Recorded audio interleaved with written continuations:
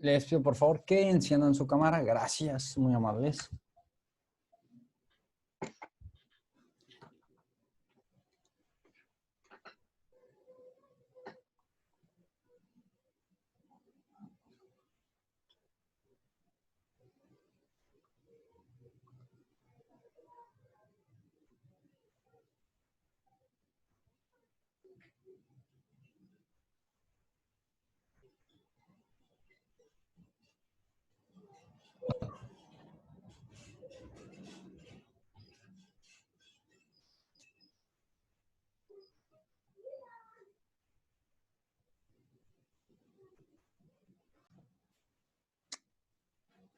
Bien, les mandé junto con la tarea el enlace de 2 videos. ¿Quién me puede decir del que lo vio? ¿Quién me puede comentar algo? A ver, a quién lo es? Del primer video que les mandé es acerca de la figura de Miguel Hidalgo. ¿Qué puedes comentar?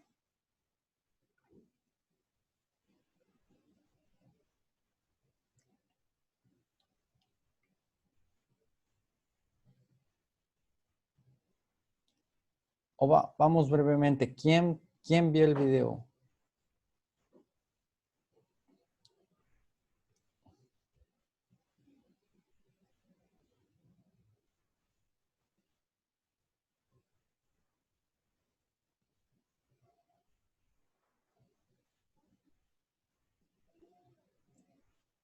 Espero que ya puedas escuchar aquí.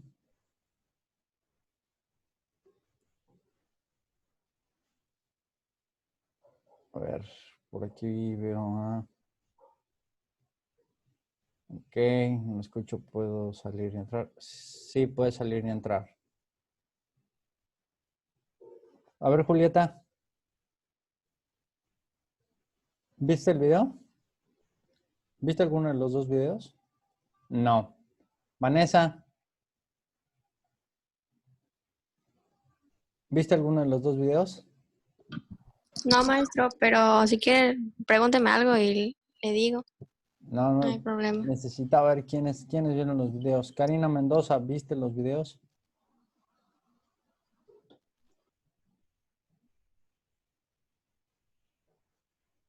No. Andrés Encalada, ¿viste alguno de los 2 videos?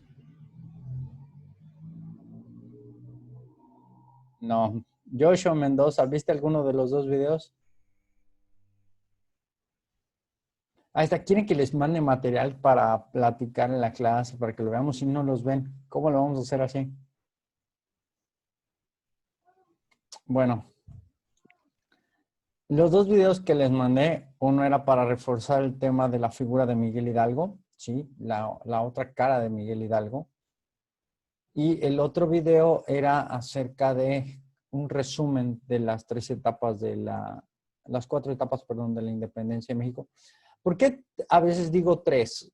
Porque muchas veces, o hay muchos textos que juntan lo que es la etapa de la resistencia con la consumación, ¿sí?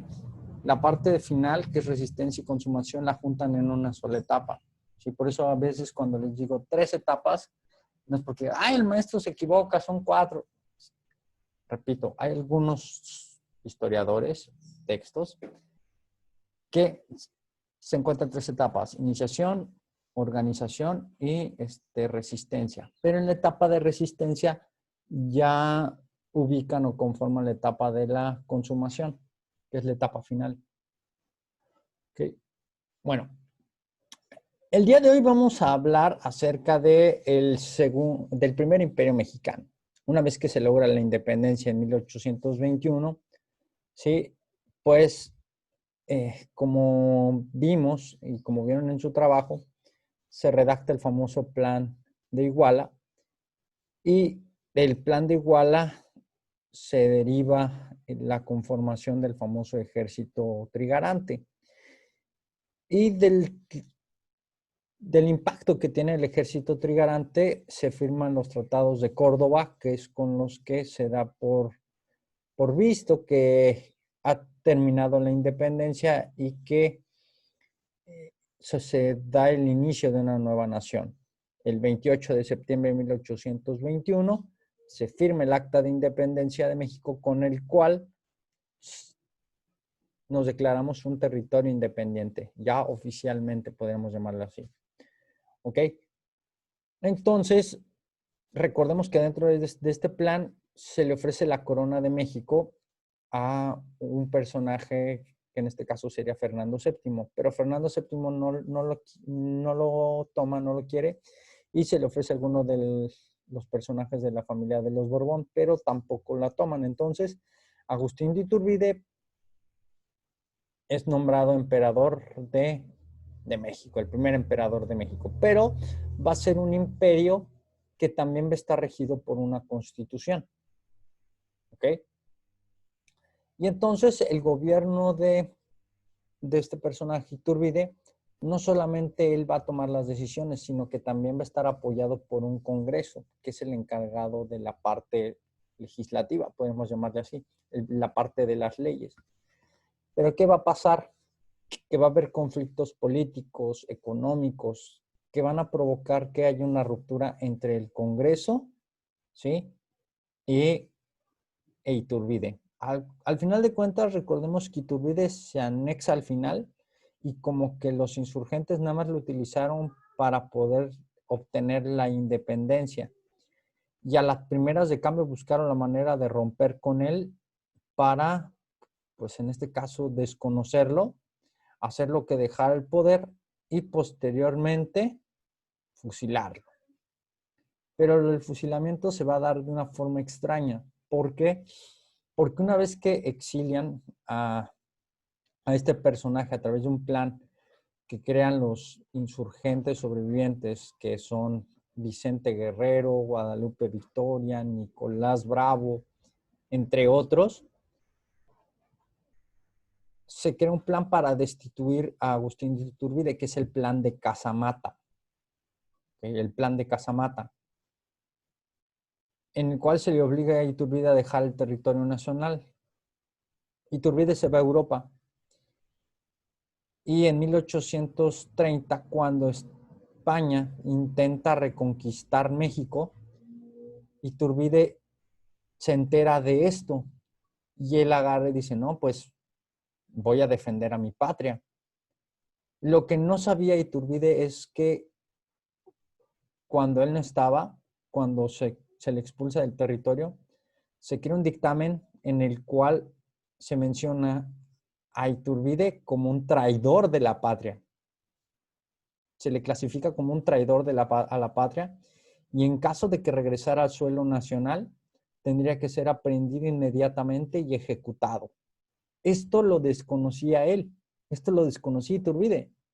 Y entonces cuando llega él, él regresa con la finalidad de defender a su patria, él regresa y bajando del barco, señor Iturbide, ¿cómo está? Tiempo de no verlo, ¿sabe que usted preso por traición? Pero preso por traición. Y ni siquiera se le sometió a un juicio. Llegó, él estuvo encarcelado unos días y con ya, momento de ser fusilado. Lo único que él pidió a la hora de ser fusilado era que no se le tachara como traidor y que la historia no le cambiara esta versión de ser un héroe a ser traidor, cosa que hoy en día como conocemos cuando escuchamos a Agustín de Iturbide. Lo vemos como el malo de la película. Pero bueno, para que puedan entrar un poquito más en detalles, les voy a poner estos videos que he encontrado y que espero pues, les ayude un poquito más a aclarar quién fue Agustín de Iturbide. Recordemos que Iturbide fue un criollo, que fue un personaje que en un principio apoyó a la lucha realista, pero al ver lo que estaba sucediendo, al ver lo que pasaba a su alrededor y sobre todo de que se le inventó una deuda que no tenía y que se le encontró con una persona que estaba robándole al ejército, pues él decide dar un paso de costado y se retira un tiempo hasta que empieza a retomar fuerza el ejército insurgente y regresa a tratar de combatirlo. La idea en un principio de Iturbide era acabar con los insurgentes, pero se van dando situaciones que lo hacen recomponer en la idea y se unifica y ya vemos en qué termina, ¿no? La conformación del ejército trigarante. Bueno.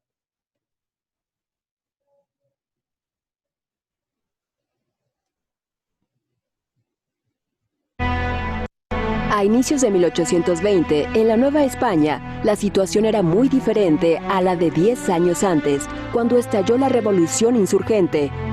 Los peninsulares parecían retomar el control del país. El movimiento insurgente, desgastado, había caído en una guerra de guerrillas que parecía no llevar a ninguna parte. Además, muchos de los insurgentes sobrevivientes como Manuel Mier y Terán, los Quintana Roo y otros, se habían acogido a la exitosa política de indultos del virrey Apodaca. La paz se restablecía lentamente y la prosperidad económica interrumpida con la guerra parecía volver. La insurgencia había sido incapaz de atraer al núcleo fuerte del criollismo porque proponía la destrucción de los españoles. Era el momento de intentar otras estrategias para terminar la lucha. Por eso mismo Vicente Guerrero,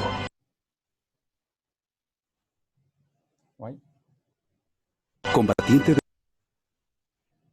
desde los tiempos de Morelos y de los pocos que continuaban la lucha en el sur, había estado escribiendo infructuosamente a algunos jefes realistas e incluso al propio virrey, proponiéndoles unir los ejércitos y declarar la independencia. Para entonces ascendió el coronel Agustín de Iturbide, destacado combatiente de los insurgentes, quien obtuvo de Apodaca la jefatura de la Comandancia General del Sur. Iturbide había madurado ya sus propios planes. Continuar la lucha podría poner en peligro la estabilidad que parecía recuperarse. Quiso derrotar a Guerrero, pero sus hombres vencieron una y otra vez a los soldados realistas. Trató entonces de conseguir que aceptara el indulto. No obstante, este se negó de manera rotunda. Iturbide cambió su estrategia. De enero a febrero de 1821, hubo intercambio de cartas con Guerrero. El coronel realista dio a conocer su intención de proclamar la independencia, para lo cual sugería que los ejércitos firmaran la paz, dando por hecho que perseguían el mismo propósito. El jefe insurgente pensaba lo mismo. Se encontraron en Teloloapan y sellaron el acuerdo. Iturbide aprovechó la amistad de los jefes realistas que encontraba a su paso para engrosar el número de tropas y sumar simpatizantes. Así cesaron las hostilidades y se forjó un ejército independentista denominado de las Tres Garantías, que juró defender los principios de religión, independencia y unión. Los colores que simbolizaban dieron origen a la primera bandera del México independiente. El 24 de febrero, Iturbide proclamó en Iguala el Plan de Independencia. Sin pérdida de tiempo, distribuyó copias al virrey y al arzobispo de México y se granjeó la adhesión de personalidades importantes de la capital. El movimiento se extendió como reguero de pólvora y en pocos meses se volvió incontenible. Los jefes militares de diferentes plazas en Michoacán, el Bajío y el centro de México expresaron su simpatía, al tiempo que algunos jefes insurgentes como Manuel Mier y Terán, Nicolás Bravo y Guadalupe Victoria salieron de sus retiros o escondites para levantar hombres y manifestar su adhesión. Iturbide entró en Puebla el 2 de agosto de 1821, rodeado de una multitud entusiasmada. Para entonces había desembarcado en Veracruz Juan de O'Donojú, jefe político superior de la Nueva España, en sustitución de Apodaca. El nuevo representante del rey no pudo encontrar situación más difícil, ya que la mayor parte del territorio se encontraba sustraída al dominio de su autoridad. O'Donojú e Iturbide se entrevistaron en la villa de Córdoba. Para desatar el nudo sin romperlo, firmaron un tratado basado en el Plan de Iguala, que en lo sustantivo declaraba la soberanía e independencia del Imperio Mexicano y establecía como forma de gobierno la monarquía constitucional moderada. O'Donoghue dispuso la evacuación de las tropas realistas acuarteladas de la Ciudad de México y don Agustín anunció su entrada para el día 27. La gente se apretujaba en las calles donde desfilaría el ejército de 16,000 soldados. Las casas fueron adornadas con flores, palmas y colgaduras tricolores, similares a la bandera confeccionada en Iguala. Montado en caballo prieto y rodeado de su estado mayor, el coronel Iturbide hizo entrada triunfal a la capital de México. De especial atención fueron las tropas insurgentes bajo el mando de Vicente Guerrero. Desde el balcón principal del palacio, Iturbide y O'Donoghue presidieron el desfile que concluyó a las 2 de la tarde. Después de un Te Deum cantado en catedral, siguieron banquetes, la noche iluminada con velas y candiles y la algarabía de una población emocionada. Al día siguiente se firmó el Acta de Independencia del Imperio Mexicano, primer día de la libertad. 200 años de ser orgullosamente mexicanos. Gobierno federal.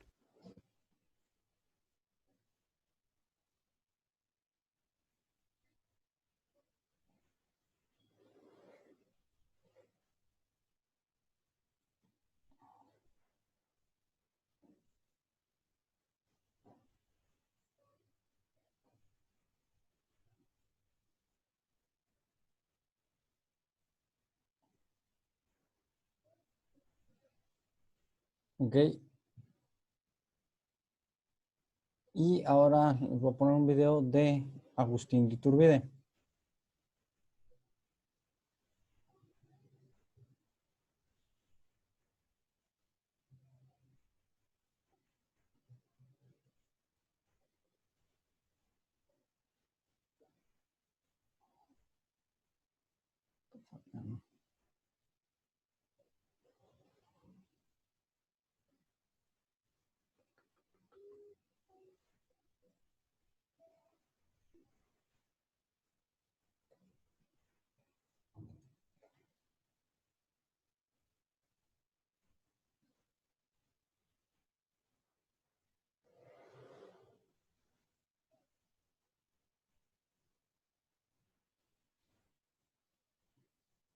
¿Sabías que muchas de tus amigas los óvulos han envejecido?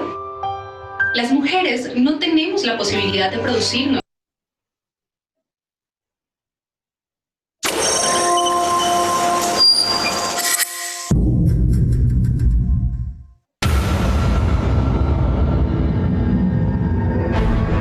Agustín de Iturbide nació en Valladolid en 1783, de padre español y madre criolla, en el seno de una familia acomodada.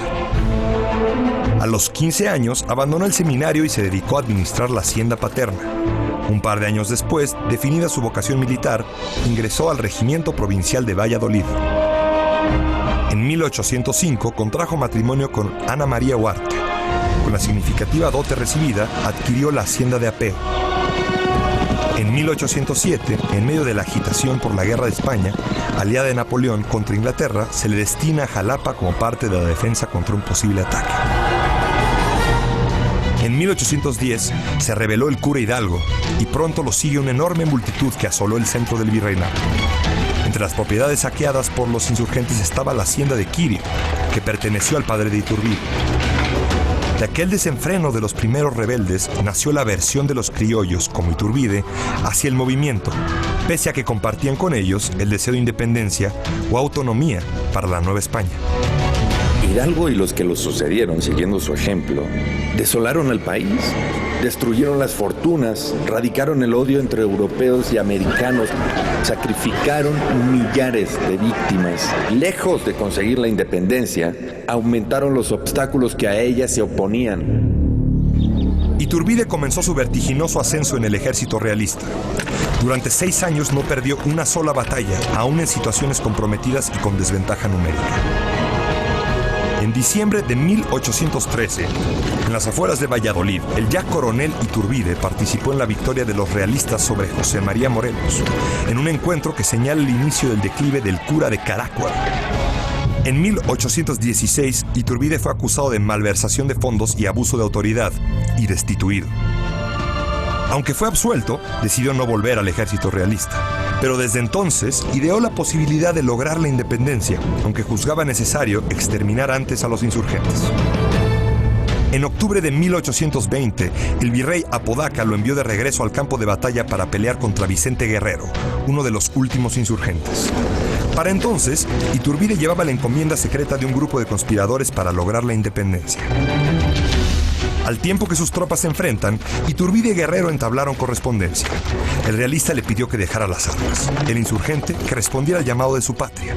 Finalmente se reunieron en Acatempa y sellaron un pacto por la independencia de México que no sería ya el de los conspiradores de la Profesa, sino el que Iturbide concibió. El 24 de febrero de 1821, Iturbide y Guerrero firmaron el Plan de Iguala, en el que establecieron las 3 garantías que sustentaron su pacto: el respeto a la religión católica, la independencia y la unión de europeos y americanos sin distinción de castas. Con sus tropas unidas se formó el Ejército Trigarante. La campaña del Ejército Trigarante fue prácticamente un paseo triunfal al que se fueron sumando las autoridades civiles y militares. Los españoles apenas conservaron la capital y otras ciudades. Un nuevo virrey, Juan de O'Donojú, llegó al puerto de Veracruz y accedió a dialogar con Iturbide. Reunidos en la villa de Córdoba, pactaron un tratado en el que el virrey reconoció la independencia del Imperio Mexicano, con la salvedad de que el trono sería ofrecido a Fernando VII o a un infante de España. El 27 de septiembre de 1821, el Ejército Trigarante entró en triunfo a la Ciudad de México, comandado por Iturbide y Guerrero.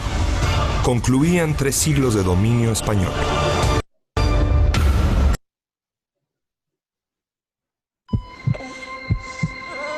Conozcan a Fer. Es mexicana y nació el 6 de mayo de 2000. En la columna de la independencia. Iturbide cometió sin duda muchos errores. En 1838 contra el emperador. Pronto, los antiguos insurgentes Guadalupe Victoria, Vicente Guerrero lo acusaba de 1822, una multitud reunida frente a su residencia empezó a hablar de Iturbide, el general victorioso, como una posibilidad para ocupar el trono. El 18 de mayo de pactaron un tratado en el que el virrey reconoció la independencia del Imperio Mexicano, con la salvedad de que el trono sería ofrecido a Fernando VII o a un infante de España. El 27 de septiembre de 1821, el Ejército Trigarante entró en triunfo a la Ciudad de México, comandado por Iturbide y Guerrero. Concluían 3 siglos de dominio español. El rey de España desconoció los tratados de Córdoba y se negó a enviar a un Borbón para que reinara en México. Se empezó a hablar de Iturbide, el general victorioso, como una posibilidad para ocupar el trono. El 18 de mayo de 1822, una multitud reunida frente a su residencia pidió que Iturbide se convirtiera en emperador. Con la presión del pueblo y los militares, el Congreso votó a favor. Iturbide es coronado en la catedral. La ceremonia intentó ser fastuosa, pero todos percibieron lo improvisada y artificial que resultó. Poco después de la coronación comenzaron las desavenencias entre Iturbide y el Congreso.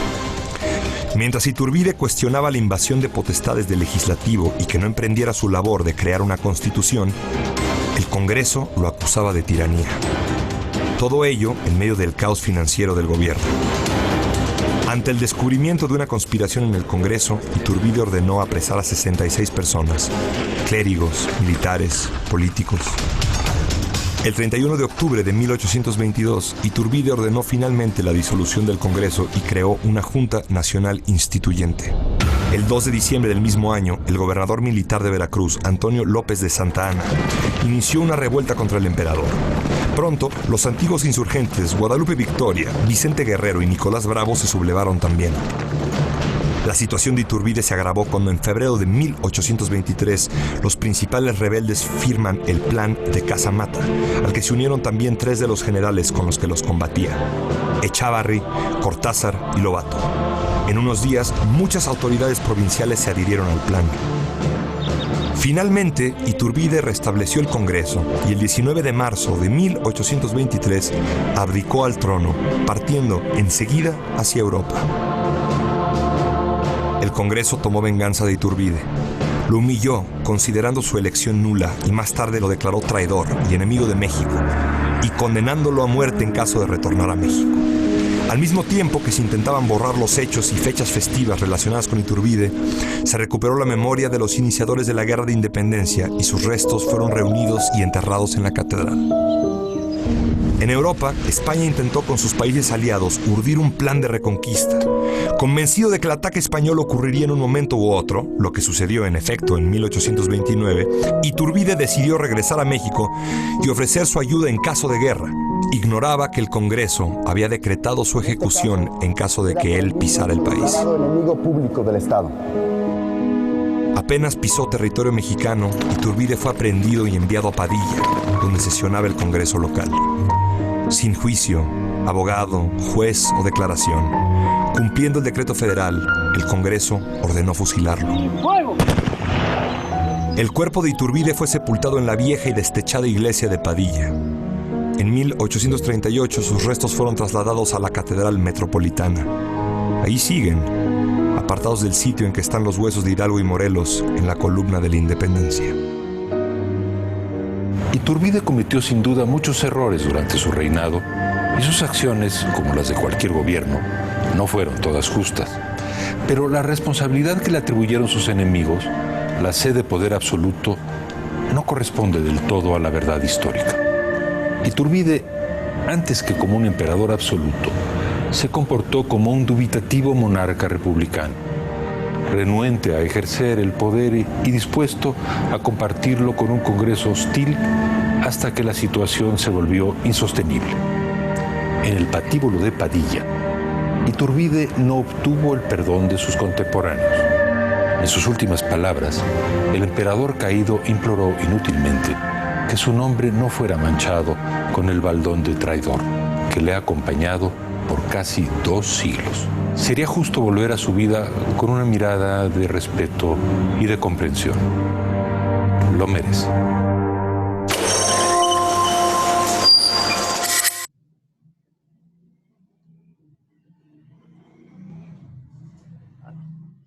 Este es Agustín de Iturbide, el primer emperador de México. Que en resumen, sí, podemos decir que él no quería tomar el puesto como emperador, ¿sí?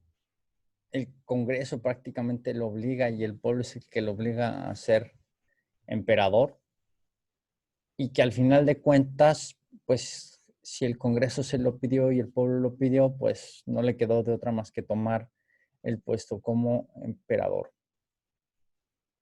Pero, como nos dice, se creó una monarquía constitucional moderada. ¿Qué quiere decir? Que no solamente el monarca tomaba decisiones, sino también eran apoyadas por la Constitución, en este caso, por el Congreso. Y entonces, tanto el Congreso como Iturbide tenían las decisiones políticas y económicas a desarrollarse en el Nuevo México.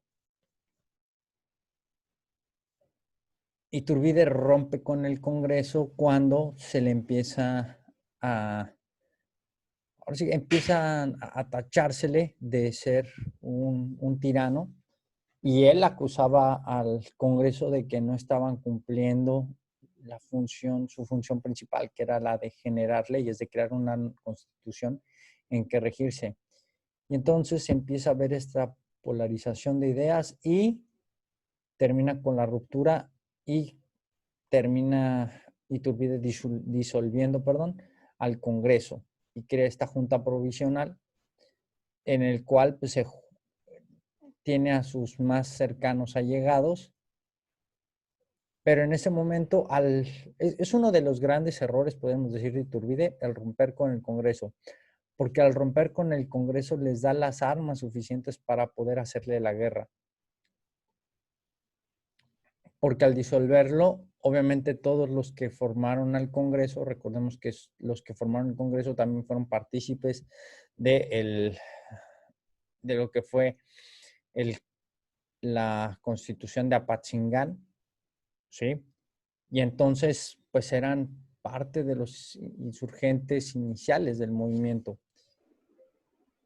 Y entonces aquí ellos van y piden que les ayuden Guadalupe Victoria, Vicente Guerrero, Nicolás Bravo, y empiezan otros insurgentes como el caso de Santana, que empiezan a rebelarse en contra del gobierno, en este caso del gobierno de Agustín de Iturbide. Se juntan y se crea este famoso plan de Casamata, con el cual se logra presionar a Iturbide para que deje las riendas del poder. Iturbide, al ver que tenía recelo con los del Congreso, trata de recomponer las cosas, lo vuelve a darle vida al Congreso, lo vuelve a rectificar. Y ese es otro de sus grandes errores, porque le vuelve a dar poder al Congreso, y el Congreso, una vez que él se va, pues lo primero que hace es recriminarle todo lo que hizo. ¿Y cómo lo hace? Pues cambiando la versión de las cosas. Iturbide se convierte en el malo de la historia. Iturbide se le reconoce como un emperador que quiso tener el control de México, cuando no es cierto. Se le ha tratado de manchar en la historia como si fuera un monarca absolutista, siendo que él le daba la oportunidad al Congreso para que sesionara y para que le ayudara a tomar las decisiones. Pero, como siempre, cuando hay rencillas, cuando no terminas siendo el vencedor dentro de la historia, te cambian toda la película. Yo les mencionaba mucho esto. Dentro de nuestra historia vamos a tener muchos héroes que nos van a pintar como villanos, y a muchos villanos que nos los van a pintar como héroes. Agustín de Iturbide es de estos héroes que nos lo van a pintar como villano. Y tenemos el caso, ¿y por qué? Porque si se fijan, al final de cuentas, lo consideran un traidor a la patria, siendo que él siempre estuvo en pro de la nación y en pro de lo mejor para el país. Su sentimiento siempre fue patriótico. ¿Y qué pasa? Que al romper con el Congreso, pues obviamente tratan de borrar todo lo bueno que hizo Agustín de Iturbide, y lo dictaminan como un traidor. Y en cambio hay otros personajes como Benito Juárez, que Benito Juárez hoy como lo vemos, como un héroe o como un traidor.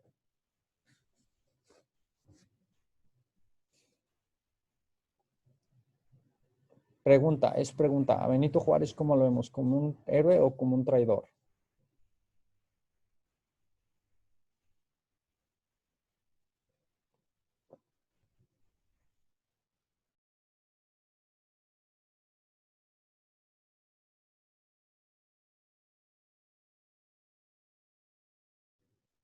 Repito mi pregunta porque creo que no me escucharon. ¿A Benito Juárez cómo lo podemos considerar? ¿Como un héroe o como un traidor? Héroe. ¿Por qué, Acevedo? No me acuerdo exactamente, pero lo pintan como un héroe desde la primaria. Ok, lo pintan como un héroe. Ok, ¿alguien más? Pues he leído que en las escuelas públicas lo pintan como un héroe y en las escuelas privadas lo pintan como un tirano. ¿Y dónde crees que radique la diferencia, Andrea? Que solo están contando la mitad de la historia por cada tipo de educación, porque pues así como trajo cosas buenas, trajo cosas malas. Así que no están contando todo. Es correcto, es correcto. Todos los presidentes, así como hicieron sus cosas buenas, hicieron sus cosas malas. La cuestión es la siguiente. La escuela, no tanto que sea escuela pública o escuela privada, pero si ustedes se fijan, la mayoría de los textos de primaria se basan por los libros de texto gratuito. ¿Y quién da los libros de texto gratuito?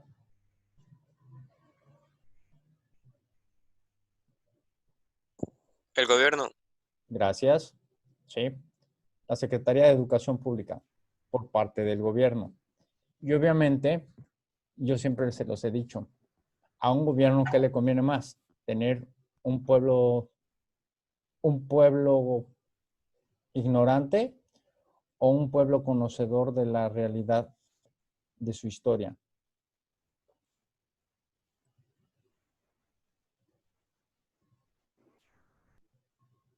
Al gobierno le conviene más que no que seamos ignorantes.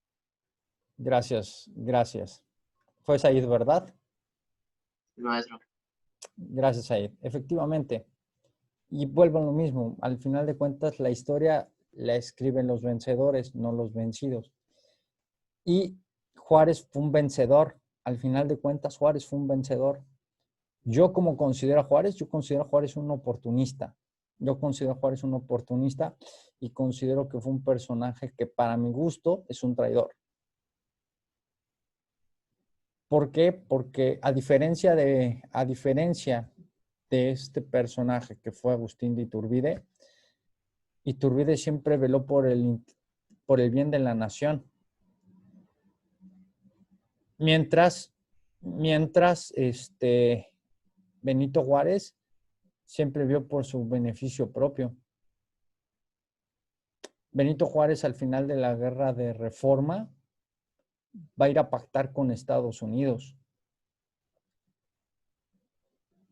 Cuando se da la finalización de la segunda etapa del Imperio Mexicano, que es con Maximiliano de Habsburgo, Juárez va a ir a pedir auxilio a Estados Unidos y va a poner en bandeja de plata la administración y el dominio de territorios a cambio del apoyo de Estados Unidos. Eso es ser un traidor a la patria.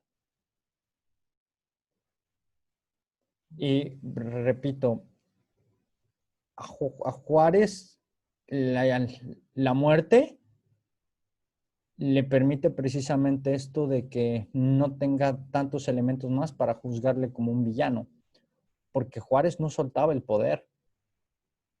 Juárez no soltaba el poder y Juárez, mientras más poder tenía, más poder se convertía en un tirano. Pero hoy la historia nos lo pinta como que Juárez fue una blanca palomita y Juárez fue el gran héroe de la República. Tan es así que el gobierno actual nos pone a Benito Juárez como el emblema de su gobierno. Y a ver, alguien me dice, ¿alguien ha visto un billete donde esté Porfirio Díaz? ¿Algún personaje o alguien ha visto algún billete donde esté Agustín de Iturbide? O simplemente en el grito que vamos a escuchar el día de mañana, en la noche, escúchenlo, jamás mencionan a Agustín de Iturbide. Y Agustín de Iturbide fue vital para la consumación de la independencia. Y no se le reconoce como tal. Bueno. Una vez que termina el imperio de Agustín de Iturbide, pues se dan cuenta que la monarquía no va. Y el Congreso dice, ¿sabes qué? Ya probamos la monarquía y la monarquía no nos funcionó. Hay que establecer un nuevo gobierno, un nuevo régimen, un nuevo modelo de gobierno. Y nos vamos de tener una monarquía constitucional moderada a tener una república centralista. Y si hablamos de una república, ¿cuál va a ser la figura del Ejecutivo?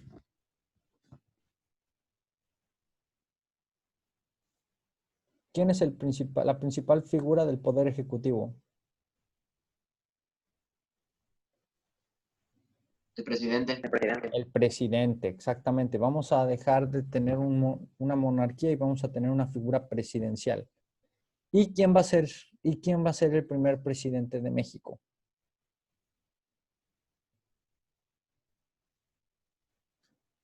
Guadalupe Victoria. Guadalupe Victoria, efectivamente. Entonces, Guadalupe